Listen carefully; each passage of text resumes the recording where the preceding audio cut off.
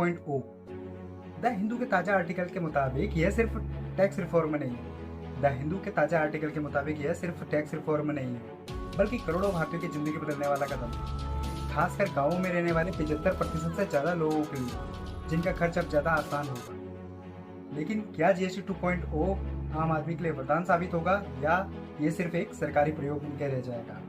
आइए जानते हैं। 2017 में जब जीएसटी आया था तो इसे कहा गया था वन नेशन वन टैक्स। 0%, 5%, 12%, 18% और 28%। ये सिर्फ आम आदमी के लिए कंफ्यूजन का कारण बन गया। व्यापारी, छोटे दुकानदार और उपभोक्ता सभी को समझने में दिक्कत होने लगी। द हिंदू न्यूज़पेपर का आर्टिकल बताता है कि पुराने सिस्टम में ग्रामीण भारत के 56% और शहरी भारत के 50% खर्च 0% या 5% वाले स्लैब में आते थे। फिर भी रोजमर्रा की जरूरतों पर टैक्स का बोझ महसूस हो रहा था।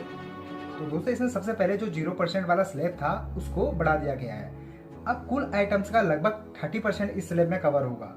इसमें दाल, गेहूं, दूध, सब्जियां, बेसिक ग्रोसरी ये सब आएंगे।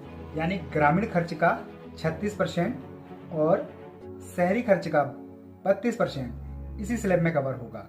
अब दोस्तों, दूसरा जो स्लैब है 5% का, इसको सबसे बड़ा बना दिया गया है। यानी कि अब सबसे ज़्यादा सामान इसी में शिफ्ट किया गया है, लगभग 40%, जो कि ग्रामीण खर्च का 38% और शहरी खर्च का लगभग 33%। मतलब साबुन, टूथपेस्ट, बिस्किट, चाय, दवाइयाँ और डेली यूजेज के जो प्रोडक्ट हैं इसमें कवर होंगे। इसके बाद दोस्तों, जो 12% का स्लैब था उसको हटा दिया गया है। यह आम आदमी के लिए कन्फ्यूजन खत्म करेगा। जो सामान पहले 12% पर थे अब या तो 5% पर आ जाएंगे या 18% पर। चौथा जो स्लैब था 18% का, अब इसे छोटा कर दिया गया है। अब इसमें सिर्फ 23% आइटम ही रहेंगे, जो कि ग्रामीण खर्च के 12% और शहरी खर्च के 14% है। इसमें मोबाइल, इलेक्ट्रॉनिक्स, ब्रांडेड कपड़े आदि कवर होंगे। तो पांचवा स्लैब जो आता है वो है 28% का, जो अब ना के बराबर है। पहले इसमें 2.2% आइटम आते थे और अब इसमें 0.5% आइटम ही कवर होते हैं। इसमें आती हैं लग्जरी कारें, परफ्यूम, शराब, तंबाकू आदि। नया 40% का स्लैब भी इसी में आएगा। दोस्तों, ग्रामीण भारत की बात करें तो अब 75% से ज्यादा जो मासिक खर्च है वो 0% और 5% के स्लैब में आएंगे। किसानों और मजदूर परिवारों को इससे सीधी राहत मिलेगी।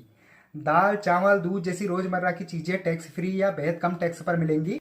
और शहरी भारत की बात करें तो लगभग 66% जो खर्चे हैं 0% या 5% के स्लैब में आएंगे। मेट्रो सिटीज में खाने पीने की चीजें सस्ती होंगी, लेकिन गैजेट्स, ब्रांडेड कपड़े, इलेक्ट्रॉनिक्स पर उतनी ही राहत नहीं है। दोस्तों, इस बदलाव की जरूरत क्यों पड़ी? सबसे पहले टैक्स स्ट्रक्चर सिंप्लीफाई करने के लिए। दूसरा, मिडिल और लोअर इनकम